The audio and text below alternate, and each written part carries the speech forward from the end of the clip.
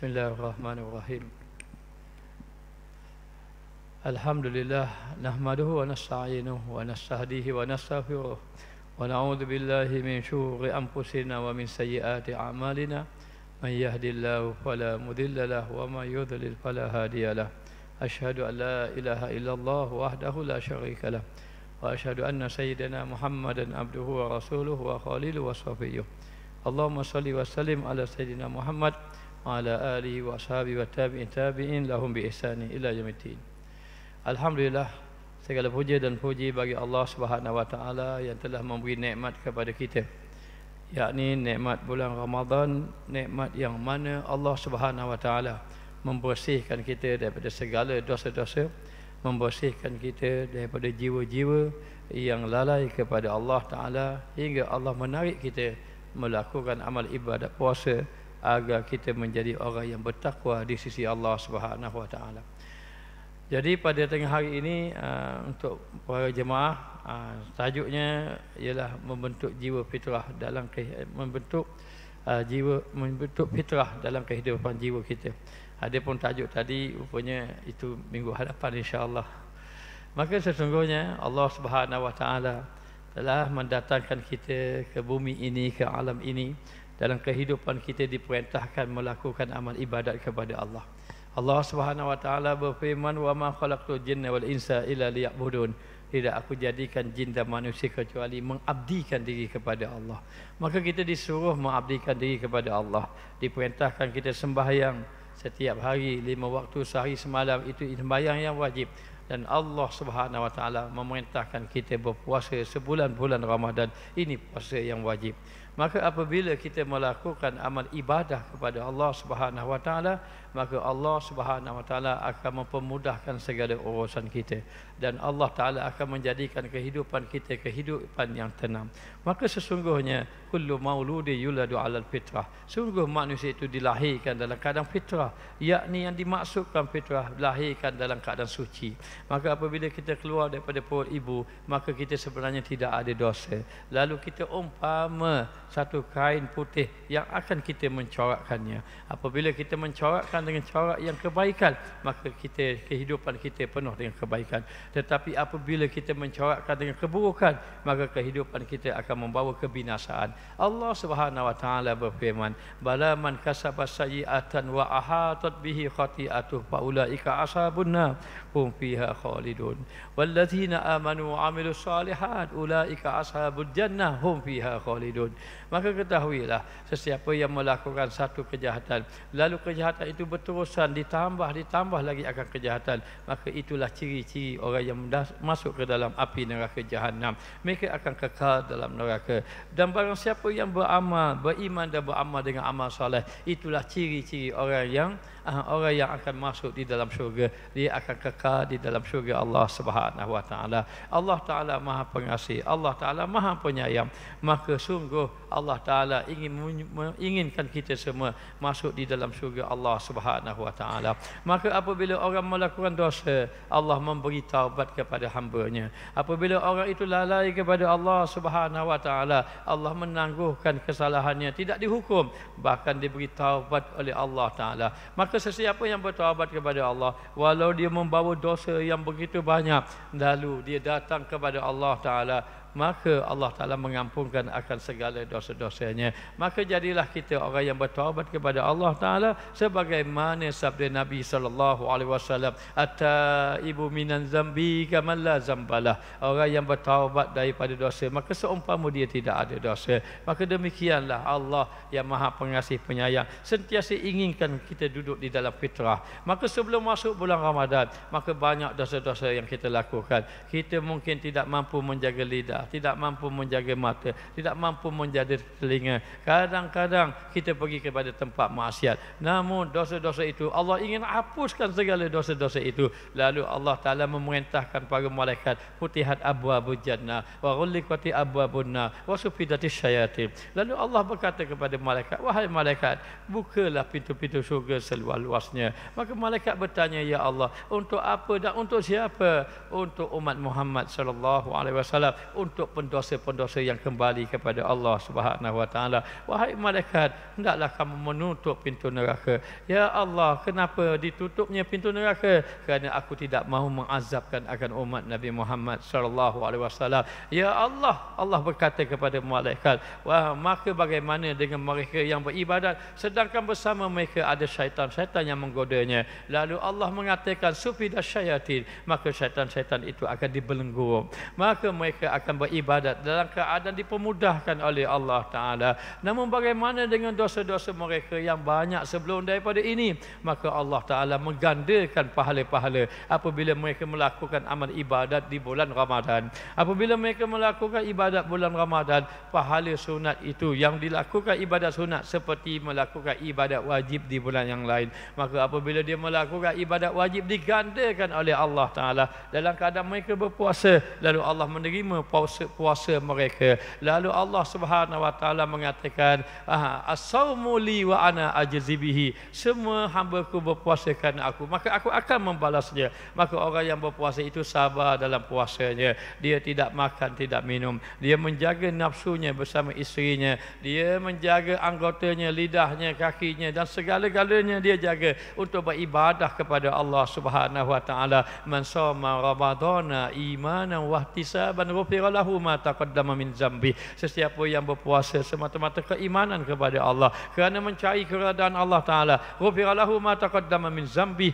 maka Allah mengampunkan akan segala dosa-dosanya. Maka apabila dia melakukan amal ibadat di bulan Ramadan dengan bersungguh-sungguh, Allah jadikan kepadanya itu, kepada orang itu mendapat rahmat Allah Taala. Lalu dia melakukan lagi amal ibadat di pertengahan bulan Ramadan, maka hamba yang melakukan ibadat itu diberi keampunan oleh Allah Ta'ala. Lalu dia beribadat lagi kepada Allah Ta'ala sampai kepada akhir Ramadan. Lalu kepada hambanya itu Allah Ta'ala bebaskan dia daripada azab api neraka. Awaluhu rahmah wa awsatuhu maghfirah wa akhiruhu aitqum minan nar. Maka awal Ramadan rahmat daripada Allah, pertengahan itu keampunan Allah, dan akhirnya kebebasan daripada azab api neraka Allah. Maka ulama menyatakan, ramai mana orang dibebaskan daripada azab api neraka Allah? Dibebaskan daripada azab api neraka Allah 30,000. Ada riwayat mengatakan sampai 1 juta manusia dikeluarkan daripada syurga. Maknanya orang itu tertulis ahli neraka, namun dia beribadat di bulan Ramadan, maka ditulis namanya menjadi ahli syurga. Yamhullahu ma yasha wa yusbitu wa indahu ummul kitab. Allah Ta'ala boleh memadamkan ia kehendaki, yang ia kehendaki. Orang ini adalah ahli neraka, Allah ingin padamkan. Wa yusbitu wa indahu ummul kitab. Allah Ta'ala ingin menetapkan orang ini menjadi ahli syurga. Moga-moga yang mendengar kuliah ini menjadi ahli-ahli syurga, diampunkan oleh Allah Subhanahu wa taala. Demikianlah sehingga kita keluar daripada bulan Ramadan fitrah, suci semuanya. Maka kita mohon kepada Allah Ta'ala agar diberi kekuatan kita untuk melakukan amal ibadah kepada Allah Ta'ala, untuk menjadikan hati kita ini bersih, untuk menjadikan kita benar-benar suci. Dan Allah menyuruh kita mengekalkan kesucian ini. Sebagaimana kamu datang dahulu dalam keadaan tidak ada dosa, baliklah kepada Allah dalam keadaan tidak ada dosa. Maka disuruh kita memperbanyakkan bertaubat kepada Allah Ta'ala, memperbanyakkan kita beristighfar kepada Allah Subhanahu wa taala, memperbanyakkan kita berselawat kepada Nabi kita Muhammad sallallahu alaihi wasallam, dan menyuruh kita memperbanyakkan membaca Al-Quran. Lebih-lebih lagi amalan itu dilakukan di bulan Ramadan agar kehidupan kita benar-benar suci, benar-benar fitrah apabila datang kepada Allah Ta'ala. Kama badakna awal marah, sebagaimana kamu datang mula-mula dahulu. Kamu datang mula-mula dahulu tidak ada dosa. Kullu mauludin yuladu alal fitrah. Semua manusia dilahirkan dalam keadaan suci, lalu bertemu dengan Allah dalam keadaan suci. Maka beruntunglah sang hamba itu apabila dia benar-benar melakukan amal ibadah kepada Allah Ta'ala. Maka apakah yang perlu kita lakukan agar kita benar-benar suci apabila kita berada di bulan Ramadan? Maka yang pertama, latihlah diri agar menangis di hadapan Allah Ta'ala. Latihlah diri agar kita mengingatkan akan segala dosa-dosa kita. Falyadhaku qalilan walyabku kasiran. Ketawalah kamu sedikit, menangislah kamu banyak. Bagaimana kita nak menangis dengan dosa-dosa kita? Ingatlah di atas kesalahan-kesalahan kita yang kita lakukan. Maka apabila kita ini mengingatkan akan segala dosa-dosa kita, maka kita akan merasa sedih. Apabila kita mengingatkan segala dosa-dosa kita, akan mencapai sedikit ketakwaan di dalam hati kita. Lalu kita ingat akan dosa-dosa ini. Kerana apa kita perlu mengingati dosa? Kata ulama, apabila sahaja kita ini nak kembali kepada Allah Ta'ala, kita kena bertaubat. Maka cara kita nak bertaubat, kita ingat akan dosa-dosa. Kerana apa? Dosa itu akan kita bawa di hadapan Allah. Maka dosa akan membawa binasa. Tetapi hendaklah kita ini membersihkan diri kita dengan bertaubat kepada Allah Ta'ala, agar kita menangis di malam-malam hari. Kata ulama, 3 mata yang tidak disentuh oleh api neraka. Mata yang pertama, mata yang tidak melihat perkara yang haram. Mata kita ini banyak dosa. Mata kita melihat perkara-perkara yang diharamkan oleh Allah. Kalau tak mampu yang pertama, maka mata yang kedua, mata yang berjaga malam fi sabilillah. Kalau orang yang berperang fi sabilillah, mereka fi sabilillah tidak tidur siang dan malam kerana meninggikan kalimah Allah Ta'ala. Ataupun tidak ada peperangan fi sabilillah, kita duduk dalam keadaan aman tapi tetap berjaga, mata kita berjaga malam. Kerana apa berjaga malam? Kerana mengangkat takbir Allahu Akbar. Salatul laili masna masna. Semayang pada waktu malam 2 rakaat, 2 rakaat, 2 rakaat. Para jamaah, jangan malas ibadat sunat. Buatlah ibadat. Kalau mau buat 8, buat 8. Tapi jangan sekadar 8 itu. Bangunlah pada waktu malam beribadat kepada Allah Subhanahu Wa Taala. Kalau buat 8, janganlah gaduh-gaduh. Buat dalam keadaan tenang-tenang. Innamas salatu tamaskunun. Sungguh sembahyang itu dalam keadaan tenang-tenang. Alaikumus sakinah. Hendaklah kamu mengerjakan ibadat dalam keadaan tenang-tenang. Dan apabila kita melakukan amal ibadat kepada Allah Subhanahu Wa Taala, hendak dalam keadaan khaufan wa tama'an, dalam keadaan takut kepada Allah, dalam keadaan mengharapkan keredaan Allah Subhanahu Wa Taala. Maka jangan malas melakukan amal ibadat. Bangun pada waktu malam. Kalau tidak mampu bertahajud di bulan-bulan yang lain, bertahajudlah di bulan Ramadan. Sekurang-kurang ada juga bahagian kita beribadat pada waktu malam. Maka agar kita merasa kita ini benar-benar hamba kepada Allah Ta'ala, lalulah menangis hati, mata kita mengalirkan air mata. Maka mata yang ketiga, mata yang apabila dia mengingatkan dosanya, dia mengalir air mata, takut kepada Allah Subhanahu Wa Ta'ala. 3 mata ini Allah Ta'ala haramkan daripada api neraka menyentuhnya.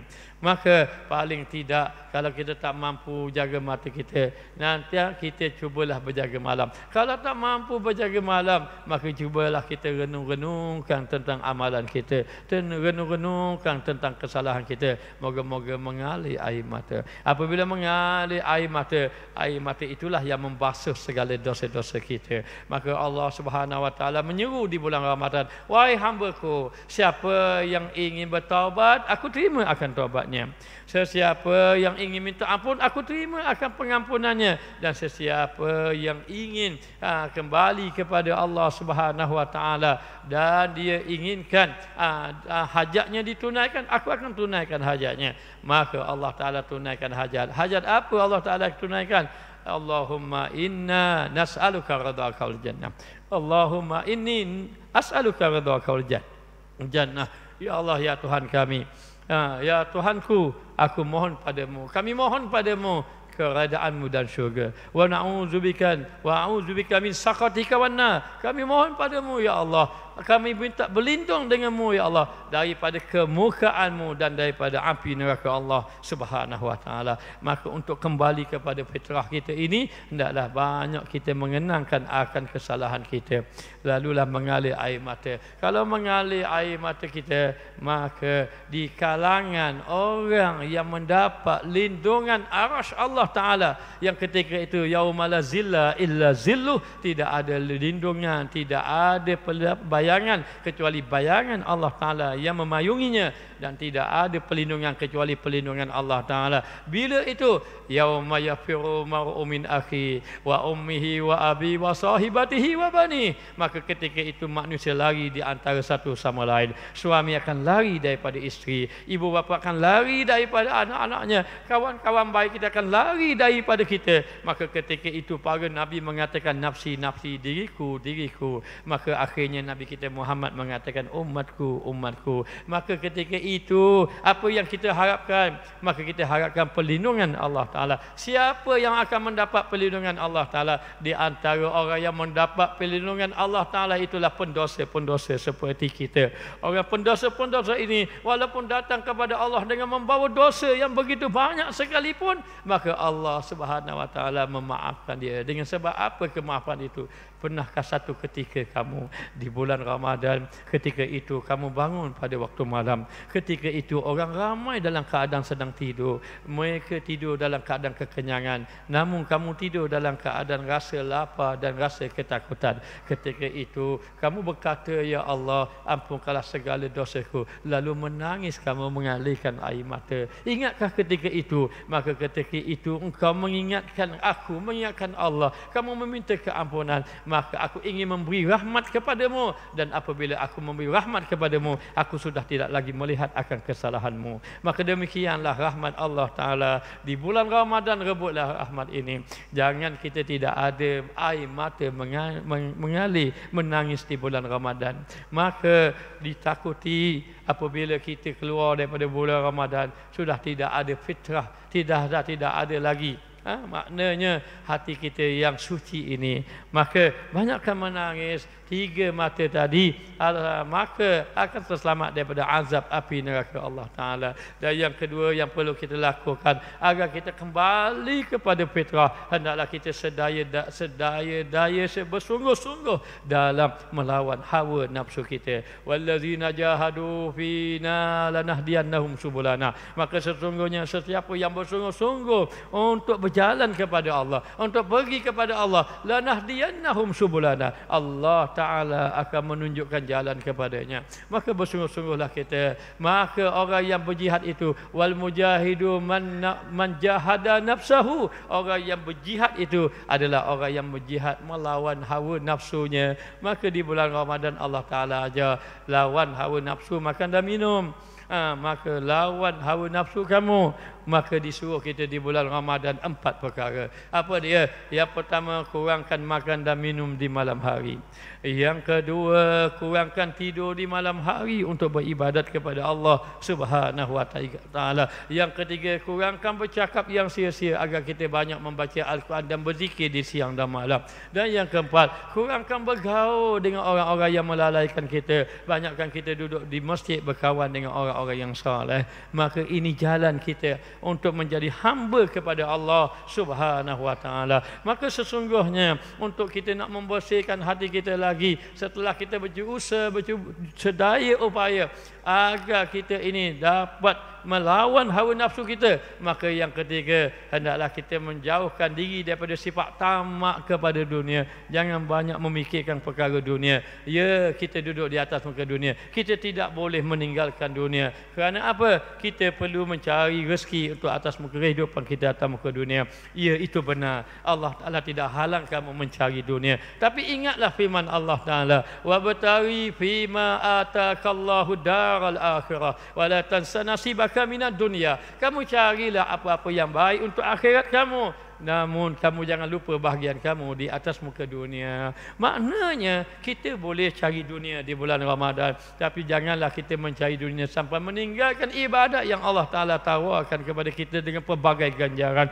Jangan sampai tidak hadir sembahyang berjemaah di masjid. Jangan sampai kita meninggalkan sembahyang sunat tarawih yang hanya ada di bulan Ramadan saja, tidak ada pada bulan-bulan yang lain. Tidak salah mencari rezeki, tidak salah mencari dunia, tetapi Allah telah menyatakan wabtaghi fima atakallahu daral akhirah wa la tansa nasibaka minad dunya. Allah menyebut akhirat dulu daripada dunia. Allah menyebut akhirat, menunjukkan akhirat itu amat penting. Walal akhiratu khairun wa abqa. Akhirat itu kekal, akhirat itu lebih baik daripada dunia. Maka Allah Ta'ala telah mengajar kepada kita, idza nudiya lis-salah, apabila azan berkumandang, fas'au ila zikrillah wa zarul bai'. Pergilah mengingati Allah, tinggal jual beli sekejap. Apabila sudah selesai Wa idza qudiyatis shalah fantashiru fil ardh. Apabila sudah selesai sembahyang, bertebaran kamu di atas muka dunia. Wa batahu min fadlillah. Carilah kelebihan-kelebihan Allah. Carilah rezeki-rezeki Allah. Allah tidak marah kepada kita mencari dunia, tetapi Allah marah kepada kita mencari dunia melupakan Allah Subhanahu wa taala. Maka yang ketiga, untuk kembali kepada fitrah dalam kehidupan kita, janganlah kita ini terlalu tamak kepada dunia. Lebih-lebih lagi bulan Ramadan, bulan mencari akhirat. Bulan Ramadan, bulan mendekatkan diri kepada Allah Subhanahu wa taala. Dan yang keempat, untuk kita menjadi fitrah dalam kehidupan kita adalah hendaklah kita pendekkan angan-angan. Jangan panjang angan-angan. Jangan kita lupa akan kematian yang akan mendatangi kita. Jangan kita lupa bahawa kita perlu mencari amal. Kita perlu mencari amal yang mana dengan amal ini kita akan bawa di hadapan Allah Subhanahu wa taala. Berkata Sayyidina Ali karramallahu wajhah, al-yaum amalun bila hisab, ghadan hisabun bila amal. Hari ini kamu beramal, kamu tidak dihitung lagi di hadapan kamu. Kamu beramal, Allah tak tunjuk lagi pahala di hadapan kamu. Kamu beramal, tidak lagi dihisab di hadapan mata kamu. Ghadan hisabun bila amal. Besok hari kamu akan dihitung amal kamu. Tidak ada lagi amalan.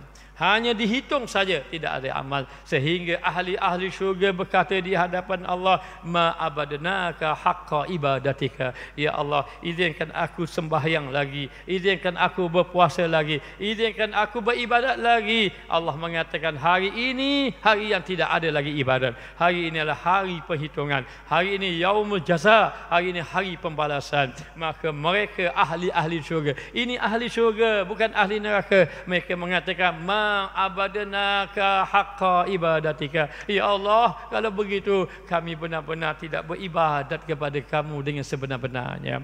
Maka demikianlah kita hari ini, kita kena mencari jalan bagaimana nak mendekatkan diri kepada Allah Subhanahu wa taala. Dan kita jangan merasa senang, pendekkan angan-angan kita. Yakni kita jangan merasakan kita sudah selesa. Kita jangan melupakan kematian yang menunggu kita. Kita jangan lupa bahawa kita perlu membawa amalan yang menyelamatkan kita. Lalu kita kena ingat bahawa sesungguhnya orang yang paling beruntung adalah orang itu mempersiapkan diri untuk bertemu dengan Allah Subhanahu wa taala. Jangan kamu ditimpa beberapa perkara ini. Yang pertama, jangan sampai kamu ditimpa Allah menyibukkan kamu selain daripada ibadat. Sesiapa yang disibukkan oleh Allah selain daripada ibadat, dia sedang ditimpa bala oleh Allah. Dia sedang dijauhkan oleh Allah Ta'ala. Moga-moga orang yang mendengar di sini, para jamaah sekalian, didekatkan oleh Allah. Allah sayang kepada kita, insya-Allah. Amin ya rabbal alamin. Yang kedua, jangan sampai Allah Ta'ala mencabut keberkatan di atas apa yang Dia kurniakan kepada kamu.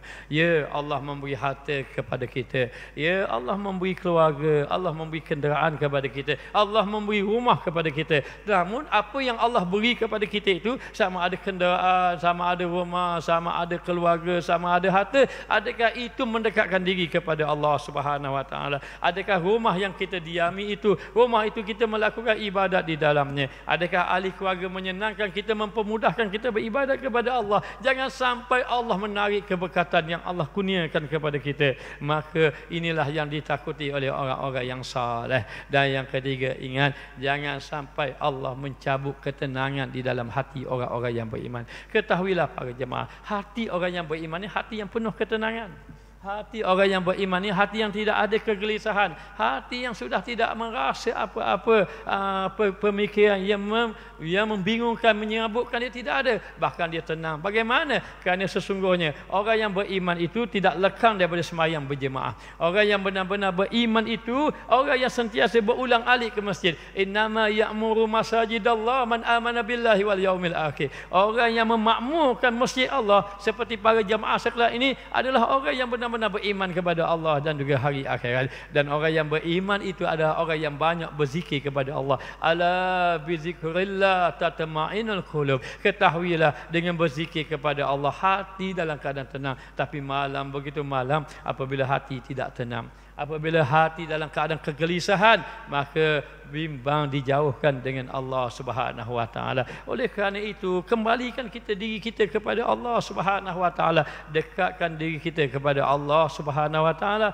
maka Allah taala akan menyelesaikan segala masalah kita. Wa may yattaqillah yaj'al lahu makhraja wa yarzuqhu min haitsu la yahtasib. Sesiapa yang bertakwa kepada Allah, Allah taala beri jalan keluar.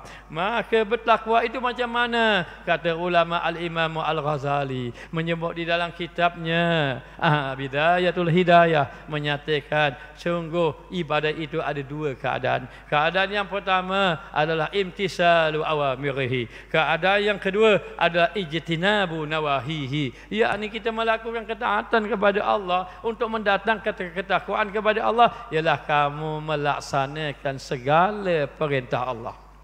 Bagaimana melaksanakan segala perintah Allah? Ketika mana kamu keseorangan, ketika mana kamu khalayak ramai, ketika mana kamu melakukan amal ibadat semata-mata kerana Allah Ta'ala. Wa ma umiru illa liya'budullah mukhlishina lahuddin. Tidaklah kamu semua diperintahkan melakukan amal ibadat kepada Allah kecuali dalam keadaan hal yang benar-benar ikhlas kepada Allah Subhanahu wa taala. Maka itu yang pertama. Yang kedua, menjauhkan diri daripada maksiat.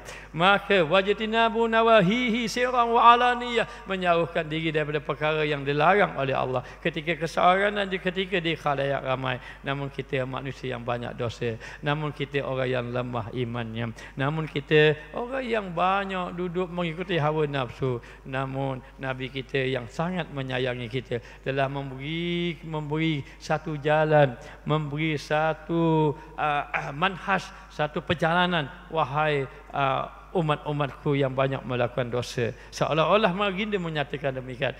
Lalu ia mengatakan, ittaqullah haitsuma kunta. Takutlah kamu kepada Allah di mana saja kamu berada. Maka ketika mana kita berada, cuba ingat kepada Allah, cuba ingat kepada Allah, cuba ingat kepada Allah Ta'ala. Namun walaupun kita cuba ingat, boleh jadi kita ingat itu sementara saja, namun kita cepat lupa kepada Allah Ta'ala, lalu kita jatuh kepada dosa. Apabila jatuh kepada dosa, Rasulullah mengajar lagi kepada kita, wa atbi'i sayyi'ata hasanata tamhuha. Wahai umatku, kalau kamu jatuh kepada dosa, jangan biarkan diri kamu berterusan dalam dosa. Ya, jatuh, kita orang lemah, tapi jangan biarkan diri kamu berterusan dalam dosa.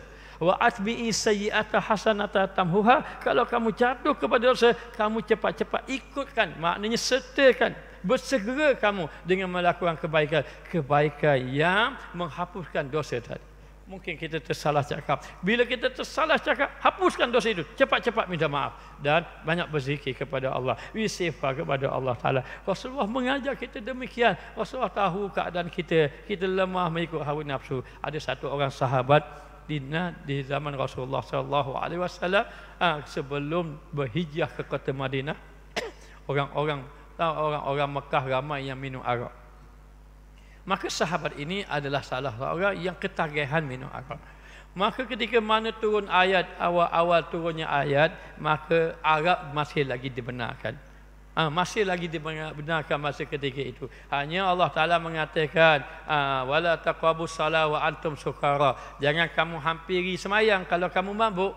Maka masa turun ayat ini menyatakan bahawa ketika mana kamu nak semayang, jangan minum arak. Tapi kalau lambat lagi tak apa. Asalkan semayang jangan mabuk sudah. Itu ayat yang pertama.